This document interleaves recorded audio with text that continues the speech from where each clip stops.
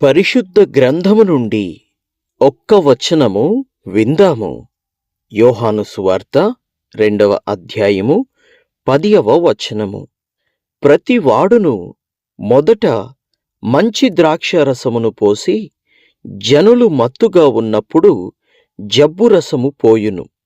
నీవైతే ఇదివరకును మంచి ద్రాక్షారసము ఉంచుకునియున్నావని అతనితో చెప్పెను.